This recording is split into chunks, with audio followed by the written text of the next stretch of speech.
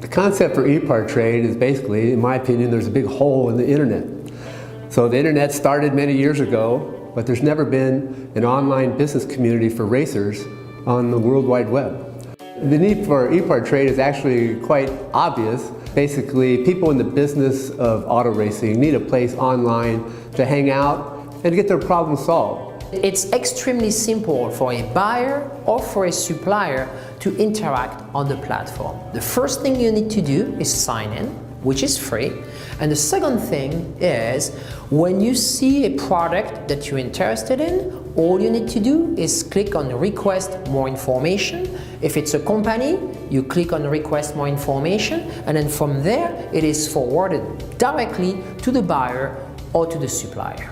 You can go to epartrade.com, you become part of a community of businesses in racing, and it makes sourcing products much easier than just on the internet or using Google. At Epartrade, there is no e-commerce. It's literally a connection just like at a trade show. So now, any time of the year, a buyer could reach out to a supplier through an email. More than that, it's a place to go just to keep current every day. So it's a good place to start your workday in your racing business or in your offices of your professional race team. And you know you're current when it comes to new technology, industry news, technical papers, technical videos, all of that and more. We're not looking for a million hits per day.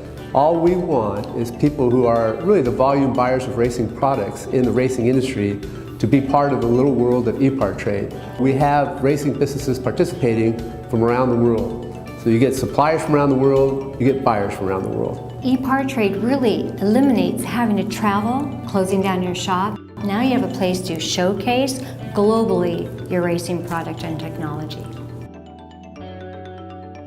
Good morning from California and welcome to Race Industry Now, the technical and business webinar series from Epartrade, presented to you by ARP. I am Francisque Savignan, the founder and CEO of Epartrade, and this is episode 210. We are going to be talking lubricants with Motul, and the focus will be on vintage and historic racing. So with me this morning are Judy King, the co-founder of Epartrade, and our wonderful host, Mr. Brad Gilly. How you doing today? I'm really looking forward to this one. Look, I always love talking technical things, and I definitely love talking about oil because so many people have so many opinions on them. Well, we're gonna get rid of those, and we're gonna talk about facts. So this is going to be a lot of fun. Yeah, excellent. And Motul have been a great supporter of us. So let's get everything started. I see Nicolas with Motul with us today, and we're going to be letting you take over, Brad. So Nicolas and Brad, morning, Nicolas. Welcome to the program, and Brad, you're on for the next 45 minutes. All right, thank you very much, Francis. We really appreciate that. And as I mentioned, really looking forward to talking about Motul's new classic line of oils here today. And our guest is Nicholas Demarian, the technical support manager for the Americas for Motul. And Nicholas, it's great to talk to you again. I know we just talked about an hour and a half ago, but really looking forward to spending the next 45 minutes or so with you. It'll be my pleasure. I was really looking forward for this chat. Personally, a fan of the classic line. I was part of the development, so whatever I can do to help. So Nicholas, let's just start with this line of motor oils, what we're going to be talking about here today, and the classic line, and it being really relaunched and introduced here in the United States. In 2019, we started preparing a reiteration of formulations, how the can look, in order to make more appropriate to the American consumer and the American engines, which is the most important thing here. Well, let's just dive into it. You mentioned the American engines as well, and we're talking about a classic line of products. And we know, there's a lot of people with their babies sitting in the garage right now, and that is the classic cars that they have. And just really now a better way to take care of it, a better way to take care of their engines. How can they benefit from that with this classic line of oil? The best thing about this line is that it's absolutely tailor-made for the technology, whether it's a vintage, whether it's pre-war, formulation for each of them. So we have pre-1930s monograde formulations in SAE 30 grade, SAE 50 grade. More modern cars, we have the 20W50, and then we added some extra viscosities for the modern classics. Young timers or Motul Classics are the thing right now in the classic scene. So we added a 10W40 and a 10W30 for those more than 30-year-old cars, which are becoming the hot thing right now in the market. All of them tuned to be according to the era. So level of detergents, level of anti-wear, additives, everything was made to match the technology in those cars. Yeah, which is really important, I think, to talk about too, Nicholas, because when you talk about matching the technology of those cars, look, there are a lot of people, maybe the classic car that they have in the garage, they actually bought it new, and they've just been, going and getting the same things off the shelf time and time again. But as things age and as we start to learn things about, friction and what really works inside of an engine and different formulas that we can come up with, can you get a little more specific about maybe the differences in formula between, say, a past Motul Classic product and what you have now? Well, the past Classic line, I would say, lacked a little bit of what the American consumer feels is the safest way to go through chemistry, which is CDP. So first thing we did is we increased the treat rate of zinc and phosphorus to the highest, but also the safest level in order to avoid deposits, in order to avoid the CDP to compete against the other additives. Another good thing that we did was we were trying to get some of the more modern technology into the classic scene. So we added friction modifiers to make a positive synergy with the formulations. So you will not only get extreme anti-wear and extreme pressure protection, but you will also get some more efficiency because of a better way of controlling friction. And you mentioned the ZDDP and the additive and basically being able to get it to its highest point without putting too much in there. And I know sometimes when we start talking about zinc, especially, and it might not apply to some classic cars and it might apply to some others, too much over it over a long time could maybe affect catalytic converters and things like that. So for the more is better crowd, why is more not always better or way too much?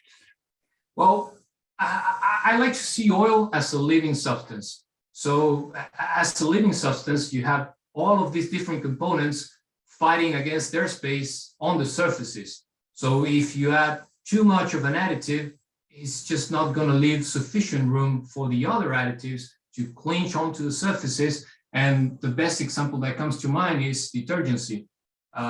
If you have a lot of CDP inside your oil, eventually you will start having deposits because there's no way to fight against that excess of CDP. What, when you talk about the technologies of different eras in classic cars, what are we talking more about? Are we really talking about internal tolerances and what you really need to do with the friction in that? What are some of the things that that go into the thought process of designing an oil line specifically for these types of eras of engines? Well, I would say it's two areas. One, like you said, clearances. Older engines were built with older technologies. So precision in manufacture was not as good as it is right now. Surface treatments were not as good anyways. So, well, you needed thicker viscosity, so higher viscosities. You also needed sometimes a more stable film to cope with those surfaces as the oil would get hotter and would start flowing faster. Another very important thing is the engine architecture. So if you look at the vast majority of the V8 engines or V engines as a whole, you are still seeing push rods, you are still seeing severely loaded flat tappets. So for that, you need a beefier anti-wear, beefier extreme pressure additive. So that's the reason why zinc has such a big hype, right? Also, you need to bear in mind detergents, will they affect some organic components that they used to make gaskets, seals out of? So we sometimes with these type of components, if you put a normal off-the-shelf synthetic, you might start seeing oil leaks pretty much all over the place because these synthetics may not be compatible, or these detergents may not be compatible with, say, core gaskets, or the binding agent for those core gaskets. Wow, that's a great point, because that's something that I've never actually thought about with oil. I know a lot of people are always looking for maybe ethanol-free gasoline or different things like that, kind of for those same reasons. But I mean, truthfully, Nicholas, that's not something that I've really actually had a consideration with in oil, and basically coming up with formulas to be true to what this car has been built to have, right? Yeah, so the good thing about this line is that you have a period correct engine lubricant or whatever classic you have. Wow, I like the different cans that you have in front of you. Just the look of them, number one, but the 80s, versus different types. How about American versus European as well? Someone might have a vintage Mercedes and someone might have a vintage Camaro. What are the differences that we need to know? Well, actually, the one product that you're asking about didn't fit inside on the table. So besides the 80s, we also have a 90s. So for folks that have maybe a late 80s, early 90s car that started claiming for a 10W30 because of fuel economy, pollutants, emissions, and everything, we also have a 10W30 as robust as can be, but that will also respect that whole, let's try and make this humongous V8 engine a little bit more efficient. That's interesting. There is a question from the chat, and I know this is kind of what we're talking about a lot, but I'll ask a specific question here. Why a dedicated engine oil for a vintage car versus just simply using a modern oil? And I know we've touched on some of that already, but why do I need to look at it and say, hey, I've been doing this in my car for years, but now why do I need to do something maybe a little bit different to have more care for it? Well, quick summary, frequency of use. You're going to need an oil that can provide a lubricating film and a protecting film while the car is just sitting inside your garage. So tackier, maybe stickier oil should be a good way of putting that. So that's one thing.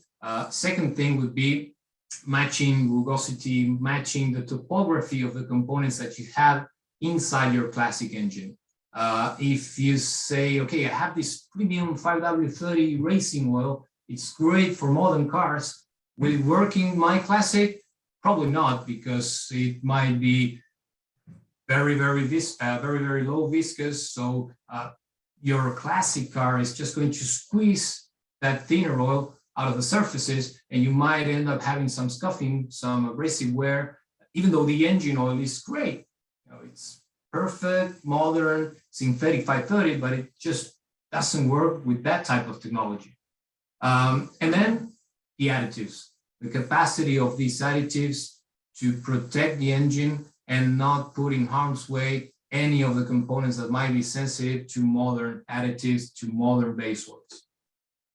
You bring up a great point, because for a lot of people with their classic cars, maybe some of them are driving them 10 miles up the road to go to a Cars and Coffee every Saturday morning. Maybe some people are taking them out once every 3 or 4 months. And one thing you and I talked about as well, maybe some people are just walking out to the garage and starting them to keep the battery charged. And some of the things that we need to know, and some of the reasons why we need to look at a product like this for really every type of consumer when it comes to the way they handle and drive or treat their classic. So, we were talking about this thing earlier. The worst thing you can do is firing up your car, letting it idle for 15, 20 minutes inside the garage, and then turn it off. That causes a lot of harm to the engine oil. Additives are going to have to fight with these byproducts of the combustion. Classic cars are not very good at burning completely all fuel, especially if it's a carbureted car, if it hasn't been tuned properly or whatever. So the oil is going to have to fight against this water condensation. It's going to have to protect your engine better against corrosion, especially all yellow metals or soft alloys. So that's one thing. And the other thing is, whenever you can introduce a little bit of synthetics in the formulation, like we did in the case of the 2100 1550, the 80s 10W40, and the 90s 10W30s, these synthetic oils will give you a better shelf life, so to speak. Will give you a better life of the oil sitting inside the oil sump and fighting against these byproducts of combustion. When it comes to minerals, because a lot of these folks are going to be using minerals on their vintage or pre-wars, you need to come up with premium minerals that can actually solve all of these potential varnishes that are going to be created because of those chemical attacks on the oil. So, no, it's an old car. I'm just going to use whatever dinosaur oil I can find for cheap. I mean, you put in so much effort, so much love, and so much money in these restorations. Why would you go for a mediocre oil? Yeah, well, and you know, back then we were hearing from the manufacturers, you need to change your oil every 3,000 miles, and you know, a lot of differences in what we see here today. And now, you know, we've got oils on the shelves that say, you know, 1-year oil changes, whatever it might be. But again, we're talking about the way people drive their cars maybe every day, and daily drivers, and modern technologies and modern engines. So for the person who keeps their car in the garage, maybe they put 1,000 miles a year on their car, whatever it might be. How often do I still need to be considering making these oil changes? Oh, a safe bet would be about 6 months tops. And why Oil would gets- that? Go ahead. No, please. I would say, why would that be? Why 6 months if I'm driving it 10 miles up the road once a weekend or once a month or whatever it might be, and I put 300 miles on my car, my Classic or whatever, why would I still need to continue to make sure I'm putting fresh oil in? Well, oil is always getting contaminated, it's always getting attacked by the amount of gases, the amount of air that you have on top of it inside the sun, right? So what happens is something very similar to making yourself a coffee with milk and leaving it on top of the table. You know, you always get this thin coat, and then it gets thicker, and then it gets heavier, and then probably it's going to boom, go to the bottom of the cup. With oil, it's the same thing. All of the engine oil that's on the surface and is being attacked by these byproducts, by these steam, because you're burning fuel, you're always going to have a little bit of steam, right? It's going to start oxidizing, degrading the oil. This will make the oil go thicker. These thicker products are going to go to the bottom of the sun, expose a new layer of new oil. That again is going to be attacked. And that's the vicious circle of how the oil gets spat inside the engine. Pure chemistry. So with all of this, you still need to change it every now and then. And the safest bet is 6 months. And you can always resort to a used oil analysis just to check on your oil, especially if you have several cars.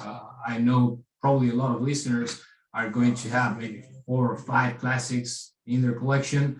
So it might be worth it to get a couple samples, send them over to a good lab, and then you can see, okay, well, the oil is not condemned. I can run for longer. And that brings some more money to your pocket by the end of the year. Yeah, I like that. Well, you mentioned racers. Let's talk to the racing crowd here, because again, so far we've talked about people who are enjoying their cars, or maybe they're, you know, looking at their collection. Heck, there's a lot of people that are going out there and they're doing vintage racing and a lot of other things. In fact, there's an SVRA event this weekend up at Road Atlanta, for example. What about the racer? How do we talk to them about when it comes to the Classic line of oils? Well, for us, racing is part of our heritage, runs through our DNA. And one of the reasons of improving the type of technology used in these classic oils, especially on the 80s, 90s, and the 2100, was bringing something more to the amateur racing that's probably going to go enjoy the car on the weekends, maybe at a track, maybe driving more spirited down the highway. So that's the reason why the molybdenum friction modifiers are there. We want to have a classic oil that will bring you a little more efficiency, which in our case is bring you a little more power, a little more torque. Then again, our racing line of oils, the 300V, kind of interacts with this new classic line in the sense that if you have a classic air-cooled Porsche, you will find high viscosity formulations within the 300V racing line that that will allow you to perform better, because all of these engines were already prepared in a way for using synthetics. So the good thing about Motul, and it's not the product manager or the technical manager speaking, is a consumer's point of view, is that you have a lot of tools on the table to work around your cars when you have a comprehensive line of classic oils, but also you have racing oils for those types of high performance classics.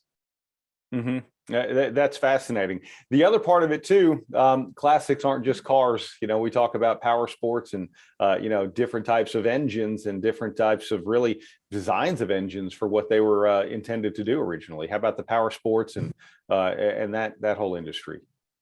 Well, as long as you don't have a wet clutch, your motorcycle, or you have a wet clutch that is separated from the crankcase, you can always use the classic line of oils for these applications, especially for applications that are known for oil consumption.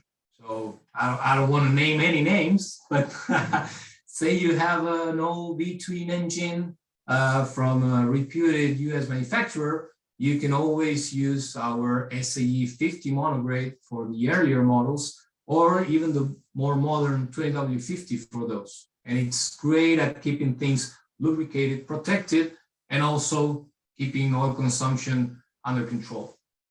Yeah, and the wet clutch is a pretty important thing to know. I've heard the horror stories of people making that mistake of just putting regular car oil that wasn't designed for a wet clutch into their motorcycle or something like that. So that's exactly a bad thing. Too slippery for them. Yeah, that becomes new clutch day.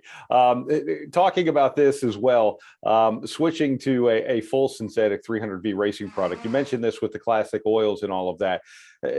Maybe I'm a little bit in between. You know, maybe I like to go out there and push things hard, but maybe I like to go out there and go cruising as well. What's probably the best thing for me?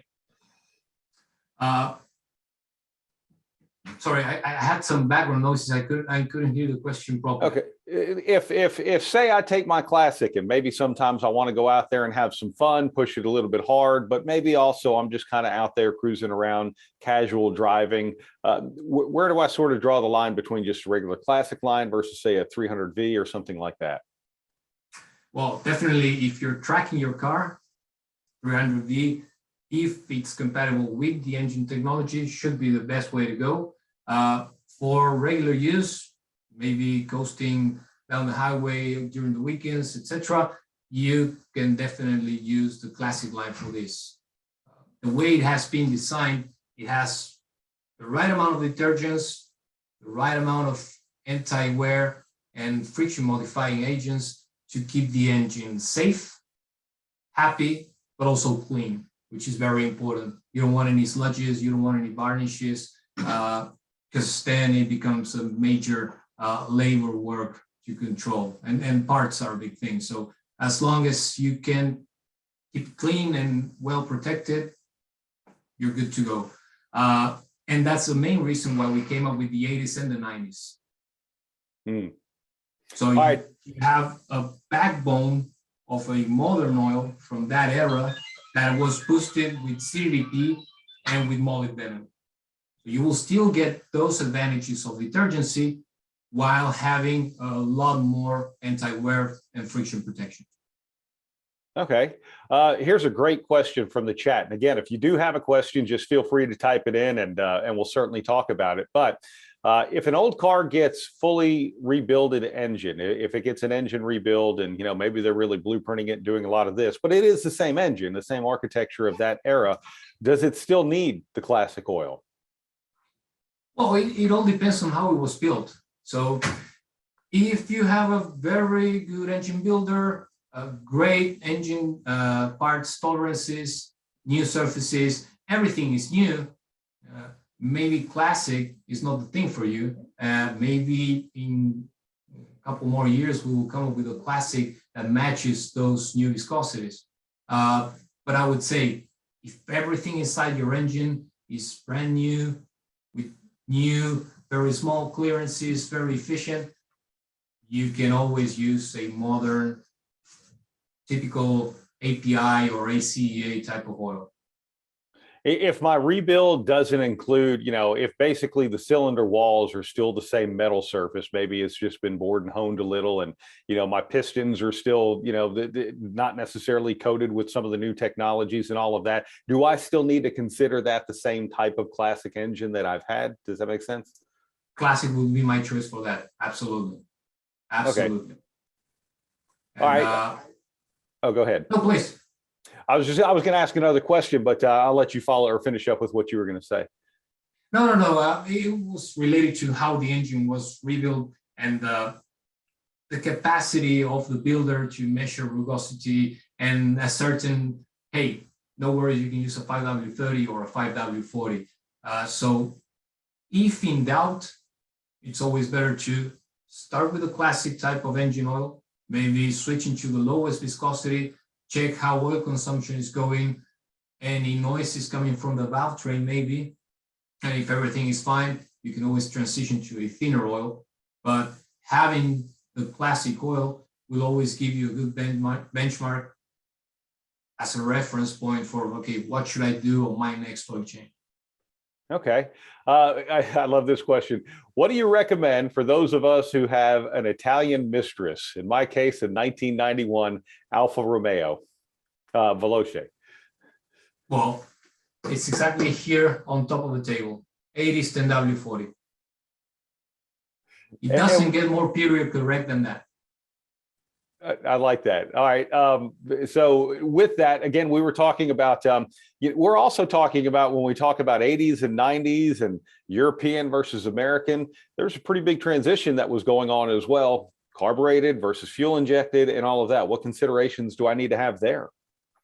Well, carbureted versus fuel injected or the earlier fuel injection systems, they were not as good as they are today, right? You couldn't manage fuel dosage properly. You couldn't manage the amount of air the engine was sucking in. So I would say in that case, the most important thing is how does this oil protect your engine against fuel dilution with the fuel that is not being burned. So that's a good reason about having a very sturdy, very robust oil film, is that it will create a shield against this fuel thinning down your oil and eventually getting you in a metal-to-metal contact situation. Yeah, that's a great point for sure. All right, what about other lubes like brake fluids, transmission, etc., gear oil, different things like that? Again, if we're still talking about some of these eras in classic and vintage, what would you recommend there? What would you tell them? Well, regarding seals, gaskets, the philosophy is pretty much the same, right? So your fluid needs to be able to work with those components without putting them in harm. We're always evolving. We have some transmission oils in France or in Europe, I should say, that are absolutely compatible with that media. So as business grows, as we're getting more traction with the engine oils, we are probably going to bring over those gear oils as well. It's pretty hard to combine with the right type of gear oil nowadays because a lot of these cars used to recommend API GL1 standards, which are not available anymore for testing or anything of the sort. So you always need to rely on the manufacturer's ability to blend properly and to avoid scamming customers. So if you want to provide good anti-wear protection in a critical component like a gear set, you really need to look at things when you're using anti-wear and extreme pressure additives. Otherwise, you might run into trouble with feeble synchronizers. Yellow metals and soft alloys weren't as strong back then as they are right now. So my safest bet would be to not go with modern heavy-duty gear oils in these classics. Do not use anything that's only API GL5 because it might get you into trouble with corrosion. Some of some of these extreme pressure additives are very, very harsh on the surface. So you want to stay away from those.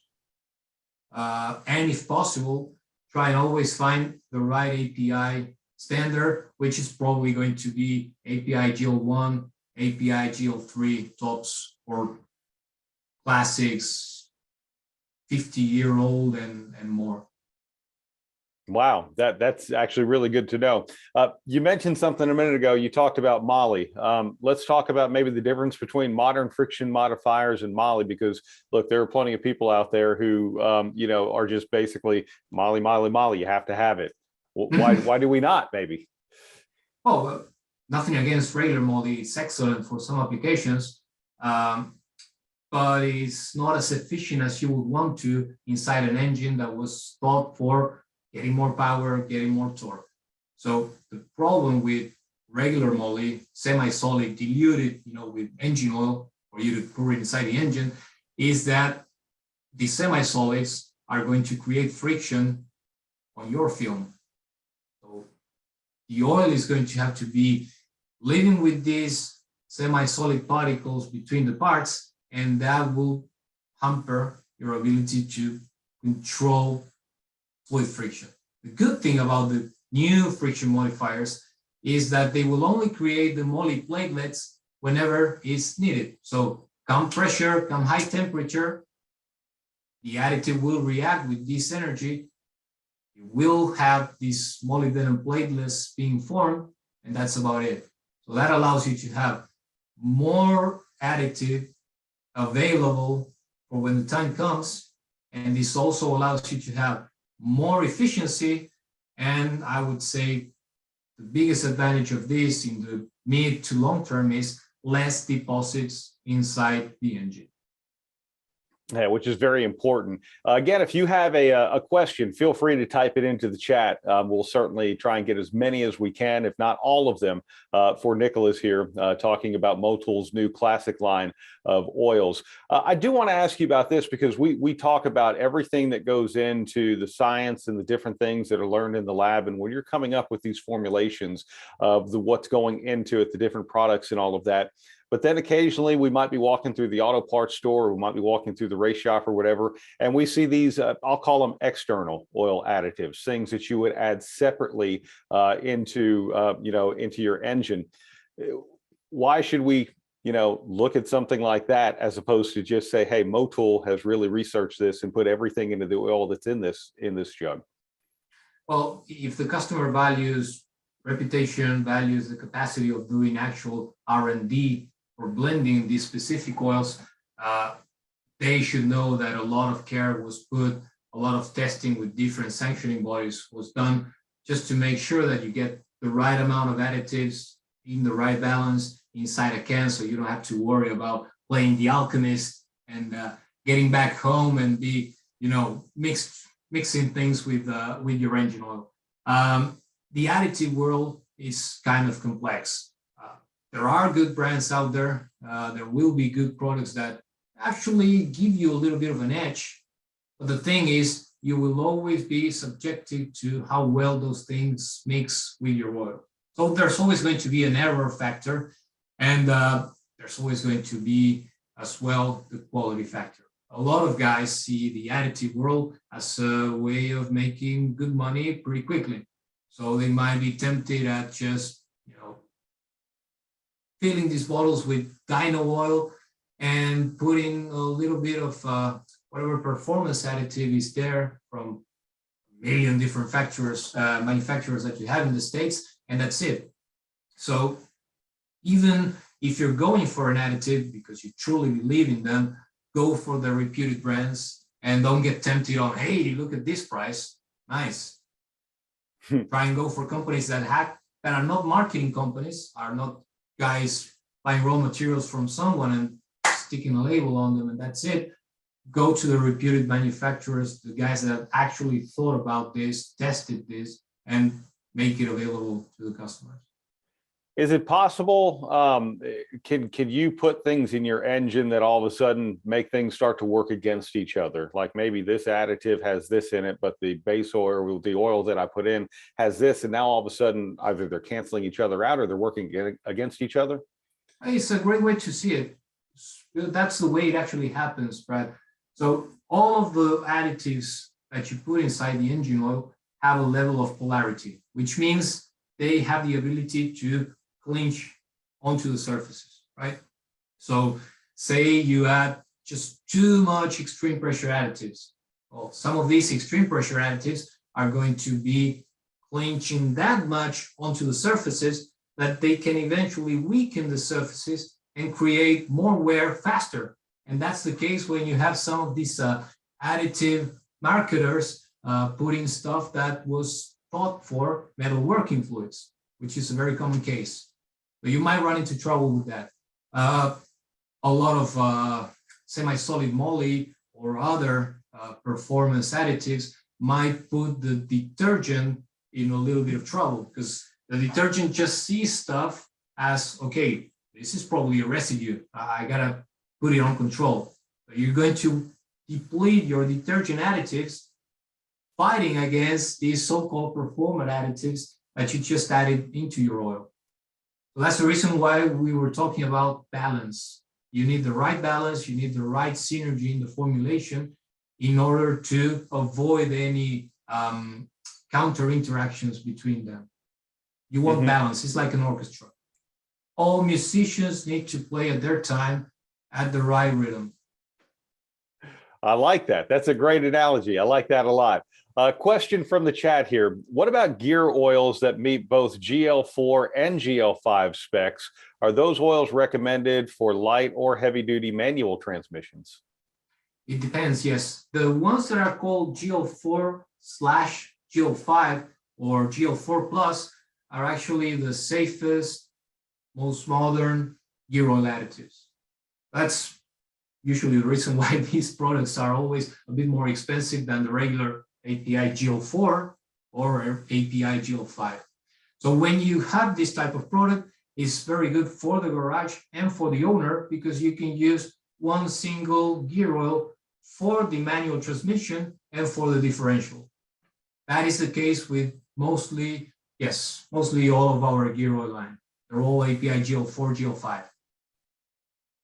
That's interesting. And again, this is just, it's great knowledge because a lot of times we, look at the bottle or you said like the marketing, sometimes they just come up with a fancy cool name for something, that is legitimately an additive. But what we're talking about more specifically are classics, and we're talking about classic engines and however you drive them, whether you race them or whether you look at them and bring them out occasionally, and the difference that makes.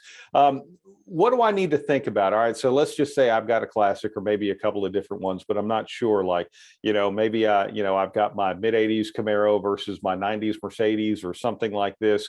You have any resources? You have any advice for me to decide, okay, this might be the better Motul Classic line of product to put into my engine? Well, the first thing that I would recommend the customers is have a look at the oil selector. Motul.com, our website has an oil selector with a specific slot for classic cars. So you can always rely on that. And then again, it's a company made by human beings. So if they call our offices, they will always talk to either Joey, my partner, me, or even Dave Wallman here. And we can always advise the customer what would be the best alternative, not only judging by the make and model, but also by the tune. Sometimes, if you're talking tailor-made, the customer might have, like you said, 70s Camaro, whatever, but maybe he tells you, no, I have this type of high lift cam, these are my carburetors, I'm running extremely rich. So we can always come up with an alternative that will suit his application better than just what the manual says. Mm-hmm. Is there a line? And when I say a line, I'm talking about like a year or a group of years. Like we've got the '80s, we've got the '90s. Is there a point where, hey, maybe in the 2000s they started making engines this way, and we just need to keep up with the current oil? Where is that? Where is that line? Well, I would say the line starts in the late '90s. From late '90s to here, you have a lot of surface technologies being implemented, some hard coatings like PVD, vapor deposition from several metals. So that's what allowed very, very low viscosities to be put in place. So the harder and the smaller the clearance is, the thinner you can go with oil. Early 90s, you have some good improvements, always looking for fuel economy, for low gas emissions. And that's why 10W30 was king back then. You could say that 90% of the US car park was recommended 10W30 during that era. Then 5W30 took over, right? Some OEMs were also recommending 10W40 for high performance applications, and you will have these both on, well, pretty much all of the big US auto manufacturers, and 10W40 was a big thing for Europeans as well. Mm-hmm. Transitioning over to the 70s, 15W50, 10W50, that was the norm. That was the standard. And that's the reason why the after 1950, 20W50 is one of the highest sellers we have here in the States. Everybody was used to it. Those were the first multi-grade popular viscosities we had. Now, when we go below 1950, pretty much everything was monograde. And you had an oil for winter time and an oil for summertime. And that's the reason why we have SAE 50, but we also have SAE 30. Yeah, I was going to ask you about that. I mean, you know, you go back and look at owner's manuals. I don't honestly know what the modern day owner's manual says, because typically it'll just say on the oil cap what you need to put in there. But even in the 80s and the 90s, if you go and look at the back of it, it might say, you know, a temperature range of if it's wintertime or if you live in here or live in there. Do we still need to have those considerations today, especially if we're looking at a classic line of oil?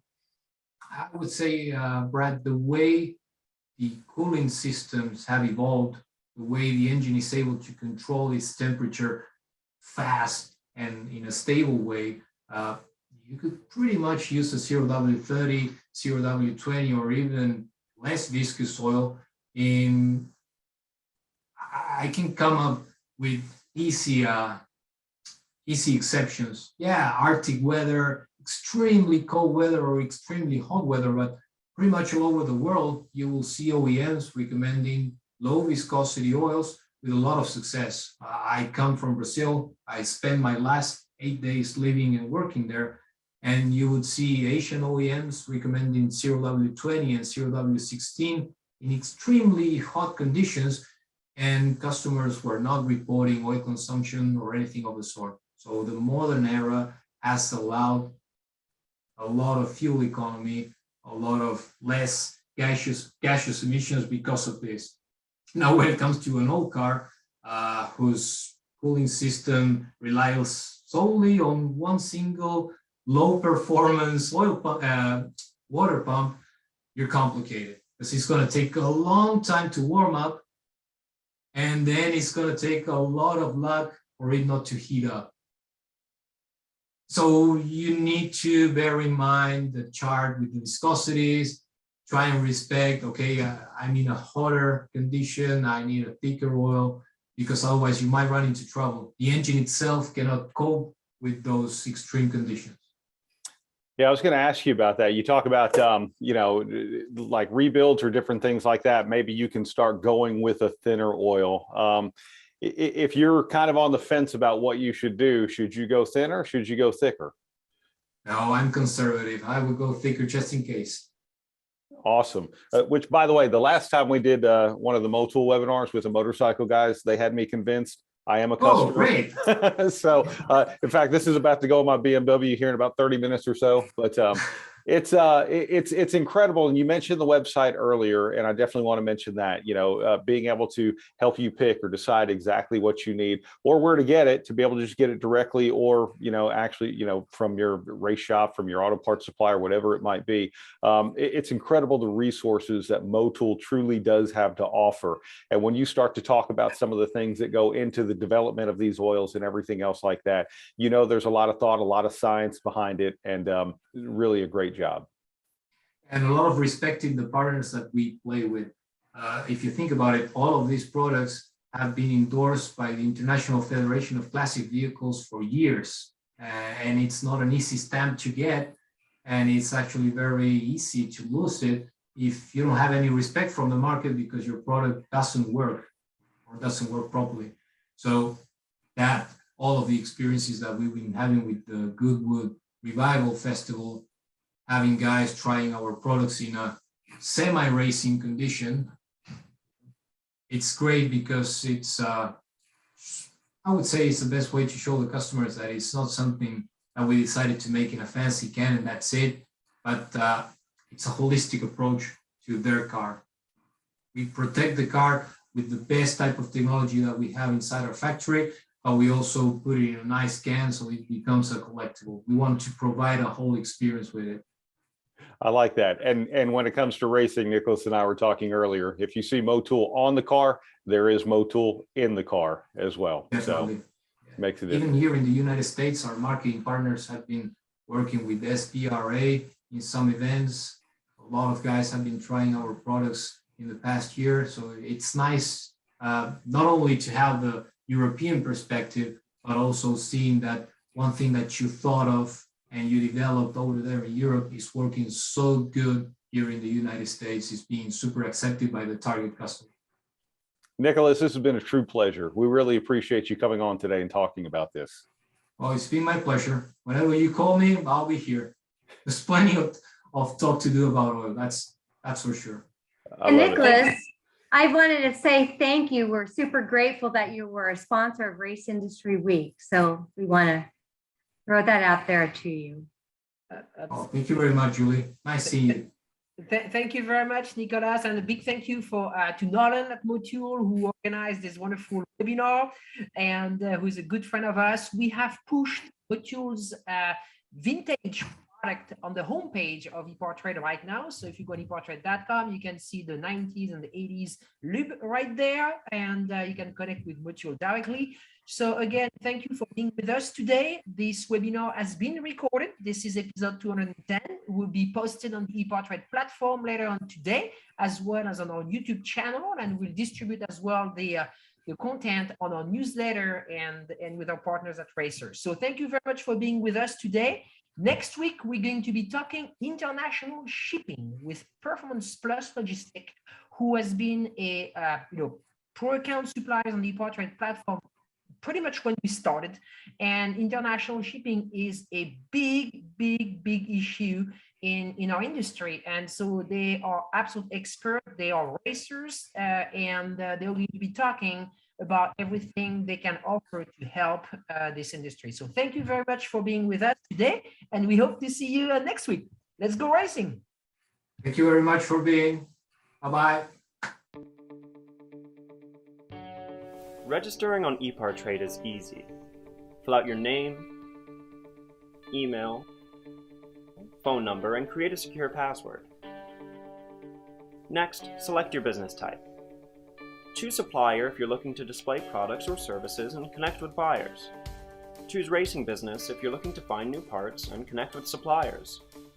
Choose race team if you own or are a member of a professional racing team. Begin typing your company name. We most likely already have your company in our database, which you can select from the drop-down. Then, enter your job title. Choose Claim Company if you'll be editing your company profile. Other members of your company can choose Join Company if they'd like to use Epartrade as well. You can view and agree to our terms of use here. If you'd like to receive our weekly newsletter, choose Accept. Click Register Now, and your registration will be submitted for approval. You'll need to confirm your email once it goes through. To keep our platform industry only, you'll be approved shortly after. If we require additional proof of business, we'll reach out. Welcome to Epartrade.